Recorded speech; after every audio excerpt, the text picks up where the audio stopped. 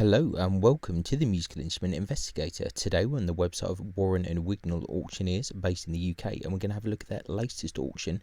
This is a very small part of their collector's sale. There's just 12 musical instruments in this sale, but as I always say, sometimes it's good to cover small auctions and see what's going on. Also, April is very quiet, so might as well kind of do a video and just see what's going on really. So yeah, this auction is due to finish on the 26th of April. It's the 23rd today, so a few days left to go. As always, if you enjoy these videos, please consider subscribing or like or comment, because it really does help. Just to say that if you are bidding on this auction or intend to bid, this is a UK based auction, so if you're outside of the UK, if you're in Europe, somewhere else in the world, bear in mind import, export fees, shipping, all of that kind of fun stuff. In regards to the buyer's premium, looks like 25.2% if you're an absentee bidder or in the room, or 28.8% if you are bidding online. So yeah, only 12 lots, so let's just crack on. So we've got a German Amati copy violin, 2-piece back, length 358 with hard case and 2 bows, estimates 80 to 20. Let's have a look at what pictures we can see. So it looks fairly standard so far. Looks kind of nice enough. Early indications as looks fairly much like a kind of trade violin. Quite a nice bird's eye maple back there. Let's see if we can look at the corner work a bit more. Kind of interesting. Let's have a look at a side view. Looks all fairly standard so far. See what other views we got. Quite good pictures there of the scroll. Interesting side view here. The only thing which is slightly interesting about this, it does look a bit like the rib is inset into the back a little bit, like on some of the French violins, older French violins, but I'm not 100% sure what I'm looking at there. But nevertheless, it's kind of a little bit here, not so much. It looks a bit more standard, kind of like a kind of German trade violin we'd expect. So it's always good to have a look at pictures and kind of investigate a little bit further. Sometimes things are a bit confusing. I don't think the bows are really much to look at, but quite a lot of pictures, so I think that's pretty good.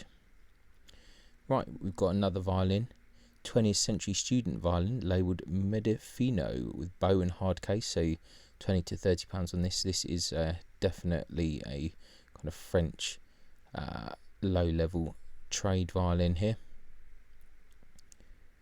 Not else much to say about that, and the bow looks like it's seen better days as well, but still pretty good set of pictures on this, so we can't fault them for that.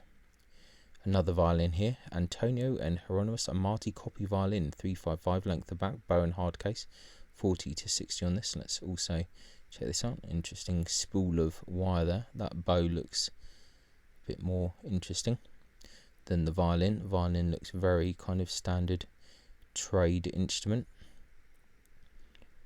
And let's have a look at the bow.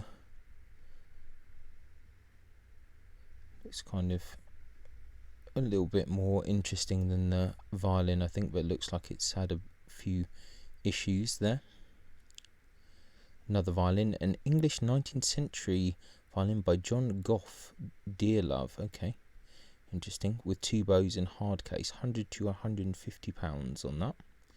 Let's see. Right, that is the only picture. Okay, well, that's pretty odd that arguably potentially the best lot in your auction, you are only showing one picture, so that's a bit strange. But I don't know, from the scroll angle it looks interesting, but I think John Dearlove or John Goff, I think, is a known maker, but it's hard to recognise from this picture what's going on. But I mean, 100 to 150 would be pretty good, so I presume it will probably do quite well. A German student violin, 357 length of back, 3 bows, Bausch, Pacehold and another, 40 to 60. Once again, not really any pictures going on here. The bows don't look like anything particularly interesting. Hard to say from the violin. Looks like quite nice wood, quite nice scroll, so could be an okay student violin there.